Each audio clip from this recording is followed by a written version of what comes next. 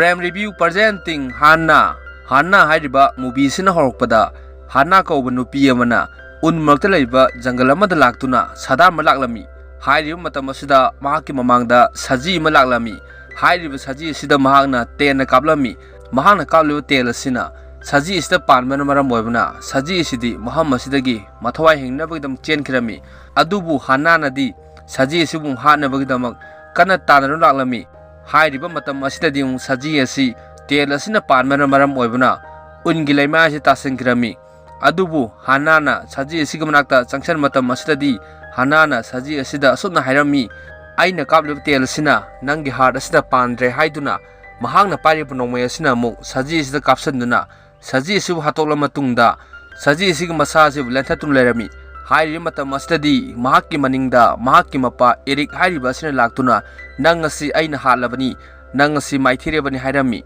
Adubu Hanna dadi mahakki mapa asibu aduki matik purami. Asigi matungda Hanna gi mapa Eric na mangonda sumna hairami nangna saji asibu chingduna yum jaunuba pudun lau hairami. Asigi matungda Eric ti machanupi asibu thaloktuna mayum tamna chatkirami. Makhoina sumna karigi tawribuna haibadi mahakki machanupi Eric asibu ngasidagina chahi 15 gi mamangdagi training piduna lakpa oirami. Hanna na mayum jauru matungda muk mahakki mapana mangonda sumna hairami nangna saji adugi matum kyabu porei hairami. Aduding Hanna na aina matum chama kun porei hairami. Machanupi gi wahes tabada mapa Eric na sumna hairami. Adudi haujik aikhoida leiriba matum asi punna pound chani oire hairami. Amuksu mahakki mapa Eric na Hanna da sumna hairami ai ngasidi yamna harawi nangna aibu maithiba piribadu matam aduda nangna aigi ngaksam asibu chakhaiduna hatpu de halaudre hairami. Asina takpudi nang haujik yamna akanba nupi ama oire hairami. Asig matungda Eric na lairik ama phaktoktuna mahakki machanupida Blue Wen hairiba nga asig maramda haiba horaklami. Blue Wen gi masada paliba heart asig arumbasi 1,100 pound lumi hairami. Aduga musu mahakki mapa Eric na lairik asida jauriba music ka maramda pawa horaklami. Adubu mahakki machanupina mu mapada asumna haireklami lairik aduda pariba music adu aina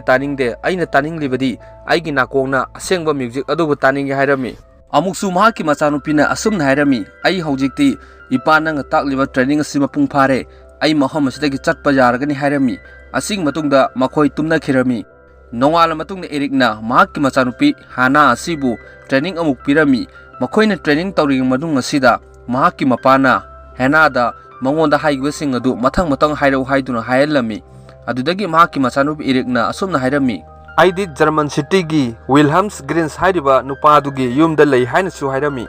Adugi sumtakta mahakki training ase tongna machanupi na mu mapada asumna hairami ai ase German aduda leiba close goal haina khanaba school aduda tammi haina su hairami. Numit asigi numidang asida Hanna na tumlinga matam asida mahakki mapana machanupi asida piriba training asibu complete orabara haina yegnabagidamag mahakna nongmayum paiduna machanupi asida tamnu lerami. Adubu mahakki machanupi asinadi mapana tamlakliba nongmai asi munduna mapada nongmai asibu amuk tamlami. Amuksu machanupi na mangonda sumna hairami haujikti ai training asi complete oire aina tawgadaba thabaksing adu loina ngamlagani hairami. Asigi matungna mapana makhoigi jum asidagi tholaktuna makhoigi jum asidagi mahakki khokap asibu masing thirun laklami. Mahakki khokapna 53 surakpa jaga asida ul asibu takthokhtuna ngasidagina chahi 15 gi mamangdagi mahakna phumjanun thamgiba transmitter jaur radio sim lokhoklami. Nongala matungda Hanna na mahakki hui asiga laiminaring matam asida mahakna leiriba maham asidagi unmayamna taraklami.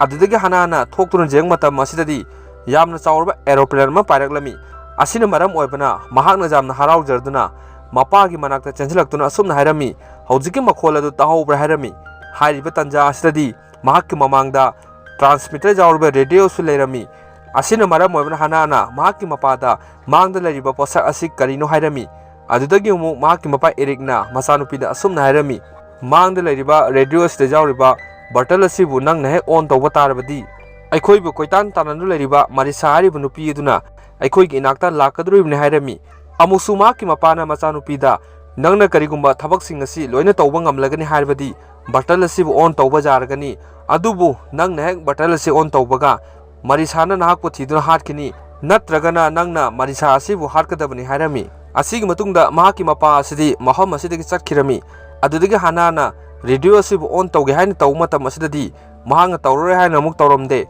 nongala matungda mu Ericna sa tanba chatlaga haina tawring matam asida mahakki machanupi Hanna asi laklami adudagi Ericna machanupida nangsu aige loinana sa tanba chatlusida hairami adubu Hanna nadi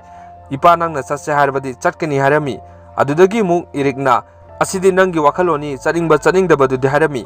asina maram oibana Hanna na mahakki mapa Ericta ai sa tanbadu laklaroi nang natomna chatluro hairami adudagi Eric asi sa tanba batomna chakhirami mapana chakha matungda Hanna na Marisa hairiba nupi adugu maming adu palla matungda radio asibu on tawrami amuksu mahakna sumna hairami Marisa nangna aibu hawjik thiba lakpa jaragani hairami nakal amaromdana mu Marisa na thabak tawriba maham asida Marisa ga thabak tawminaba nupamna Marisa da sumna hairami aikhoina ngarang 462 Eastern Sector hairiba maham adudagi signal ama phangi hairiba signal adu Eric hairiba nupa adugini hairami Eric hairiba nupa adu nanga hana thabak tawminaba nupa adu natra hairami adudagi Marisana nupa asida hoi aiga hana thabak tawminaramba nupa aduni aisu maming ningsanglakle hairami nakal amaromdana Ericna mahakki machanupi asibu tharoktuna chatnabagidamak mahakki machanupina mahakki masam asibu kakpirami aduga musu Ericna Hanna da aigi sak asi kamdauge hairami adudagi Hanna na mapada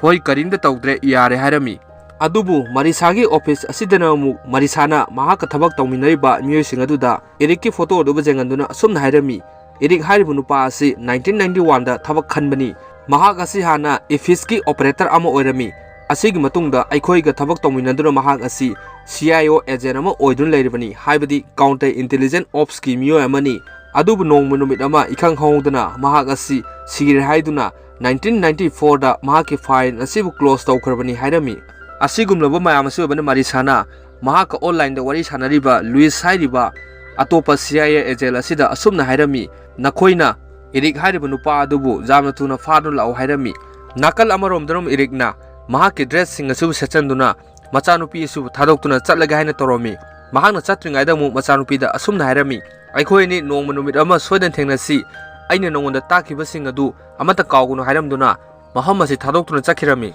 Ericna maham asi chakhra matungda Marisana tharakwa Luis haina khangnaba nupa asina atopa sipai kya puduna Eric asibu phana bagidamak maham asi laklami makhoina lakliba sing asi Hanna na jum asig manungdagi loina urami hairiba tanja asidadi Luis ki team anina Eric asibu phana bagidamak jum asig manungda changlak matam asidadi Hanna na sifai ani sibudi maham asida hatokhirami asing matungda Luis na Marisa da phone tawduna sumna hairami aikhoina Eric adubu phana ba chatpada aikhoigi sifai ani su hawjik sikhre hairiba maham asidadi Eric su leiramdre maham asida mahakki machanupi asi leirami hairami adudagi Marisana Ericta hawjik nupi adu karaida laiga haina hanglami sena si change toroga mu Hanna hairiba nupi asibu kebil amada phajanduna mahakki mamangda nupa amasu leirami adudagi Hanna na aina leiribasi karaidano haina hanglami adubu nupa asinadi mangonda sumna hairami aigi ming Dr. Burden kawi nangna apamba thabak loina hayu aina loina thungange hairami adugi sumathakta nahaki napa Eric adu karaida chakhraga hairami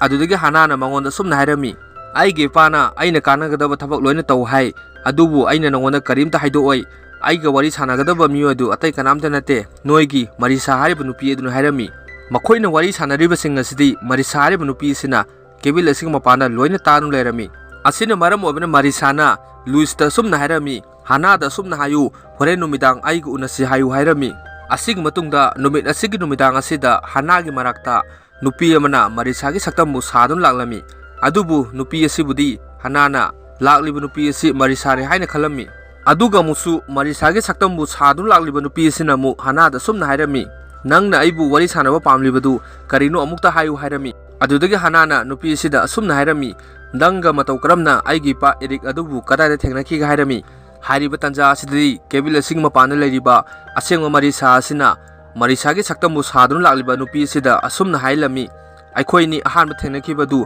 German gi city edura thengnakibani haiduna amukta hayu hairami asina maram oibana Marisa bu sariba nupi asina nangi napa Eric adu aina German da ahanba thengnakibani hairami nupi asigi waista bad Hanna na thawai nungaitaba sajanaduna nupi asibu kanna konselami adubu kebil asing mapana leiriba Marisa gi team asina Marisa bu sadun lakliba nupi asida sumna hairami nanga Hanna ga naknana leiribadu jamna amukta lapthokno hairami asigumlaba mayam si oibana Marisa bu sadun lakliba nupi asibu kannabagidamak kebil asing mapanda makhoi guard kyamna chenu laklami Adubu kebil asigi manungdana mu Hanana Marisabu sadun laliba nupi asigi mangak asibu leithatuna hatoklami hariba tanja asidi maham asida guard ani changlami adubu Hanana makoina pairakliba nongmei asu munduna guard ani sibuja hatoktuna mahakti maham asidagi nanthoknabagidama kana chenkirami asina maram oibana maham asi leiriba guard mayam asina mahakpu kana tanru naklami adubu Hanana kana chen laktuna tanen asigi mathakta kakalami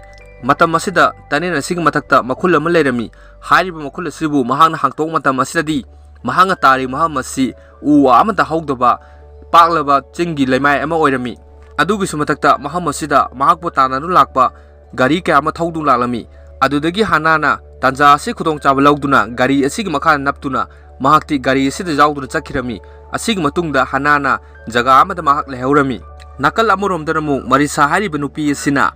mahakna ngasidagina chahi 15 gi mamangda close tawsangkhraba irekki file adu blokthoktuna file adugi manungda jawriba sing adu jenglami adugi sumatakta mahakna file asibu mai thadoklami matam asida mahakna ngasidagina chahi 15 gi mamangda tawkiba wari asibu aikhoida uhalei mahakki warina hawrokpada erikna Hanagi mama asibu car amada haptuna pudu laklami adubu Marisa hariba nupi asinadi jaga amada lumnu leirami asigi matungda Marisa hariba nupi asina mahakna pairiba nongmai asibu sinaduna mahakki mamangda tharokliba irikki gari asira nongmaina kapsalami asina maram oibana irikki gari asi accident tholami adudagi Marisana gari asigi manakta changnu jeng matam asidadi irik amadi Hanagi mama asi maham asidagi chenkirami asina maram oibana Marisana Hanagi mama asibu nongmaina kaplami adubu irikpudi Hana asibu puduna jangan chenjankirami adudagi Hanagi mamana Marisada sumna hairami nangi punsida irik hariba nupa asibu kaidongnungda phanglaro hairami wayasi hairamlaga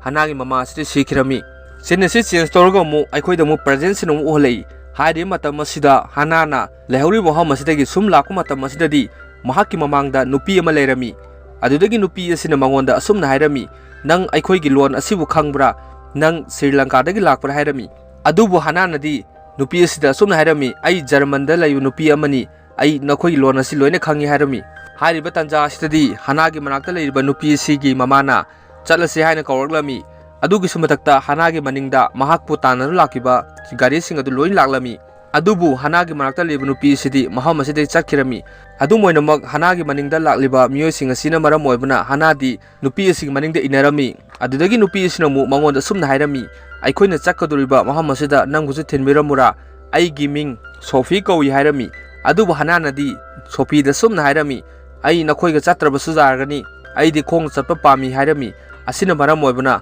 makhoi sing asidi maham asidagi chakhirami asigi matungda Hanana sum lakku matamda mahaki mamangda nupi kya abna fi sudun leirami makhoina suriba fi sing asidagi mahakna furit amabu huranduna huraliba furit asibu littuna hanuba amana leiba yum amagi manungda laklami aduga musu mahakna sumna hairami hanuba sida ngasi ahing ngasi aibu maham asida amukta tumhanbiyu aigi famda paisa amata jawde hairami asina maram oibana hanuba sina Hana asibu ka amada pusalaktuna hairi phamung asida nangna tumu hairami adugi sumatakta mahakna maham asida TV busu on tawbirami adudagi hanuba sina Hanada sumna hairami nang kadai lakpano hairami adubu Hananadi ai jangandagi lakpani hairami asigi matungda hanuba sidi mahakki ka aduda chakhirami hanuba sina chakra matungda Hanan leiriba ka asida thaliba maising asi adung khaptun leirami adugi sumatakta mahakna jengliba TV asida nongmai kapnabagi video amasu laklami adubu mahakki punsidadi TV habisi amukta khangdabana maram oibana mahakki mamangda thokliba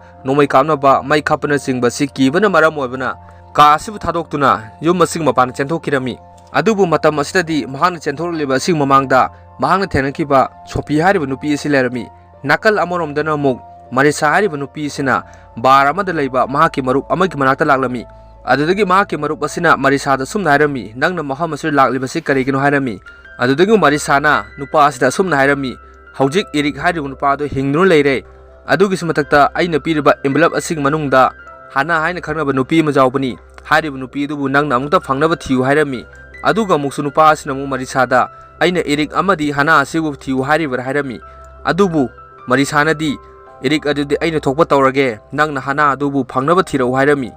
asigi matungda Marisadi maham asidagi charkhirami nakal amoromdana mu Hanana leiramba ka asida Marisana tharakibnu nupa asin laktuna hanuba sida sumna hairami nangi ka adu laklomba nupi du karai chakhraga hairami adubu hanuba sinadi mahakti aigi ka asi leirambani ngarang ahing adum chakre hairami hairiba tanja asidadi nupa asiga lakminaba miyo amana makhoigi mamangda leiriba CCTV camera adu jenganduna sumna hairami jengu Hanna hairiba nupi asi gari asida tongnu chakre hairami asina maram moibna nupa asina hanuba sida asigi gari asi kadai chakhibnu hairami adudiga hanuba sina hairiba gari asidi Ferry hairiba jahas adu tongnabagidamag chakharbani hairami asigi matung nupa asina hanuba sida nangi kolom adubu amukta piro haiduna lauru matungda hanuba siga mangaksam thingjanduna hanuba sibuda hatoklami nakal amoromdana muk irikki manakta mahakki machanupi Hanna mahakki photo amok tharaktuna photo asigi maningda sumna idon tharaklami Marisa hariba nupi du sikra hairami sina si change taraga muk Marisa hariba nupi sina muk Hanna gi mabokki mayumda laklami adudagi Hanna gi mabokna Marisa da sumna hairami nangna karigidamak maham asida kaidawba laklibano hairami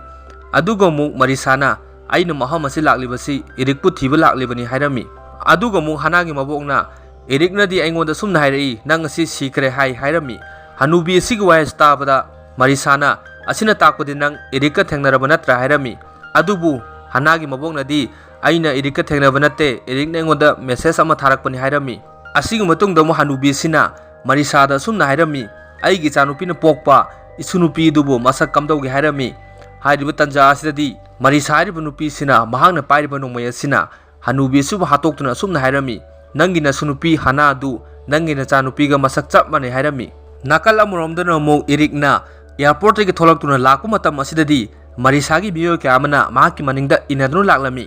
asing matungda irikna car parking tawwa maham asi lakpa matam asidadi mahakki manakta leiriba guard sing asina phone amada Marisa da sumna hairami aikhoina hojik irik hairiba nupa asi thengnare mahakpu jamna thuna phadunu laklagani hairami adubu irikna di mahakki manakta leiriba miyoi sing asibu matang phuduna loina hatoklami asing matungda irikti maham asidagi tharoktuna chatkirami asomlomdana mu Sophie ge family amadi Hanna ga lonana Sophie ge gari asida makhoi tongduna laklami hairiba tanja asidadi Hanna na gari asigi mingsendagi uba ngamlami mahakki maningda Marisa hariba nupi dugi phattaba miyoi kya amana inadunu lakle habasi khanglami nakal amoromdana mu Marisa na mayumda leiringa matam asida mahakki phone asida ring amu laklami asina maram oibna mahakna phone asibu okatuna Luisra haina khanduna Luis haina kaujarami adu phone tawriliba miyoi asti atai karamda oiramde Eric oirami adudagi Ericna mu mangonda asumna hairaklami nangna karigidamak aigi family sing asibu loina mahangan taarnaba honaribano hairami adubu Marisa nadi aina soalibadi nangi nupi khitani hairami adudagi Ericna sumna hairaklami aigi nupi khitan nate aigi chanupi Hanna busu nangna hoji awaba piribani hairami hairiba tanja asitadi Marisa gi manakta leiriba nupa asina Marisa da sumna hairaklami aikhoigi team asi maham asi lakle hairami adubu Marisa nadi sign tawduna tumina layu hairami adubu nupa asinadi makhoigi thong asibu hangtoke hain taw matam asidadi thong asidagi Ericna nongmaina kapsilaktuna nupa asibu de hatokirami asida maram oibna Marisa di maham asidagi kanna chenthoknaba honarami matam asida mu Ericna thong asigi ahobadagi janglang matam asida Marisa hariba nupi sina mahakki nongmai asibu lauduna Ericta masing khangdana nongmaina kaplaklami asina maram oibna mahakki nongmai maru asi loikirami asigi matungda Ericna makhoigi thong asibu thugaiduna changlak matam asidadi Marisa hariba nupi asidi maham asidagi chenkirami nakal amoromdana muk Sophie gi team asina tharokliba gari asida Sophie gi mamana Hanna da sumna hairaklami aikhoina tharokliba lambi asi hauji soinare aina hojik gari asibu khamduna map asibu amukta jengduna gari asibu thaugi hairami adubu Hanna nadi mahakki maningda lakliba miyoi sing asina maram oibna gari asibu khanguno hairami adubu Sophie gi mamanadi upai letraduna gari asi khamlami hairiba tanja asidadi Sophie na mahakki mamada ai mapal amukta thokluge hairami adubu mahakki mamanadi hojik numidang jamna thengle thokino hairami asing matungda Hanna na Sophie gi manakta changjanduna sumna hairami aina maham asida chakhiba tarabasu nangna aibu tanarakanu haiduna amukta wasau hairami Hanna gi wais tabadong Sophie na Hanna na hairiba asigidama wasaklami asing matungda Hanna di gari gi thong asibu hangtoktuna kanna chenthoklammi asina maram oibna makhoi gi maningda leiriba Marisa gi team asina Hanna budi tanaduna chakhirami makhoi sum tanar lakmata masdadi Hanna di jamna chawrba jona saba box kya amagi marakta chenjangirami asing matungda Hanna na lakleba miyoi sing asibu mathang phurami hairiba tanja asdadi Sophie su mahaki manakta laklami adudagi nupa amana Sophie asibu halagaina changsan matam asdadi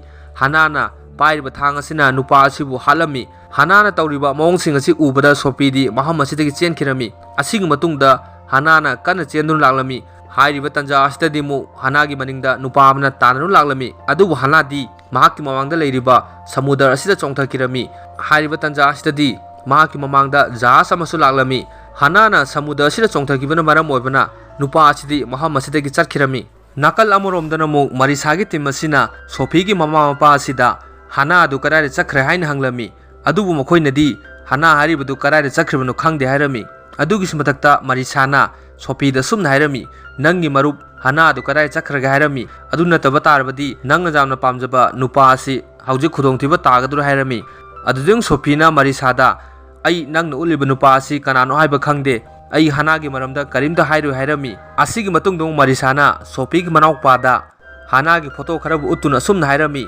Hanna asi nang jamna nungsijabra mahakpu kanba pamra hairami adudagi angang asina mangonda haujik Hanna asi khudongthiba thokadobra hairami aduga musu Marisana angang asida nangi nache thoklaba Hanna asi haujik kanaguma miyo abna hatu bigi tanadru leire mahakpu kanba pamlabadi mahaki lefam asi aingonda mukta hayu hairami Marisagi wahistabada angang asina Marisada sumna hairami Hanna hairiba nupi asi mahaka mapaga thengnanabagidamak Berlin hairiba city aduda chakrabani hairami nakal amuromdom Hannana mahaki mapana mangon takiba German gi Wilhelm Gris hairiba yum masi laklami matam asida mahakna jum masida jaw matam asidadi Wilhelm hairiba nupa asina thong asu hangtoktuna Hanna da sumna hairami aina nangbu ngaibu kuirabani nangi napa irekna nangbu maham asi lakani haibasi hauji pawba laktribasi karigino haiduna mahakpu jum asigi manungda pusalami asigi matungda Wilhelmsna Hanna da nang isai sakpa haibra hairami adubu Hannanadi aigi fa irekna ingonda isai sakpa amada tambida hairami adudagi Wilhelmna mahaki manakta leiriba tape asibu thaduna mahakna dance tawduna Hanna da janglami hairiba matam asidadi makhoi jum asing mapanda Marisa hairiba nupi sina thong asu hangtu haiduna calling ban khenglakhlami asina maram oibna Wilhelmna Hanna da nang jum asing mathakta kakhalo haiduna Hanna budi jum asing mathakta chengkhakirami adudagi Marisana Wilhelm hairiba nupa asida erik karade laikharga hairami yum asigi mathakta namuk Hannana phamung amagi makhada lotuna lerami hairiba tanja asidadi Marisa hairiba nupi sina ka asi laklami tanja asida mu Marisagi phonda makhoiga thabak tongminaba officer amana mangonda phone toroktuna sumna haireklami nangna hoje thabak taholiba aikhoigi CIA agent Louis hairibadu sire